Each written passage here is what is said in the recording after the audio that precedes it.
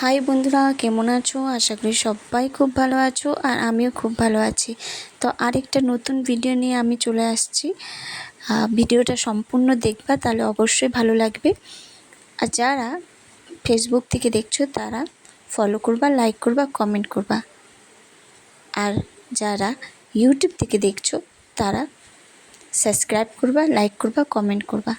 আশা করি ভিডিওটা ভালো লাগবে। তো শুরু করা যাক।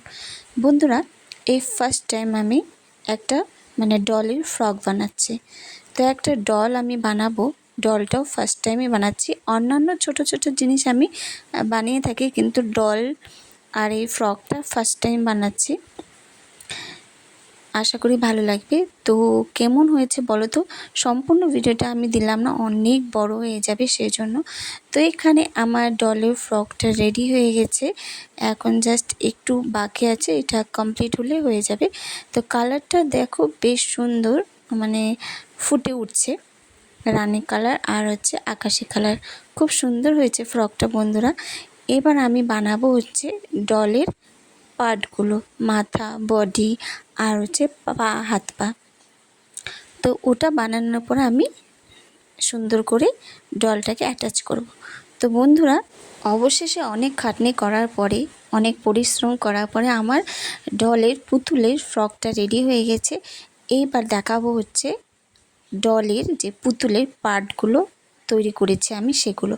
তো এই ডলের যে পার্টগুলো আমি তৈরি করেছি সেটারও আমি ভিডিওটা দেখাতে পারলাম না, অনেক বেশি বড় হয়ে যাচ্ছে সেজন্য। আর ধৈর্য তো কারো কাছে নেই, আর এত বড় ভিডিও দিলে তো কেউ দেখবে না, সেজন্য একটু শর্টকাট মারার চেষ্টা করছি।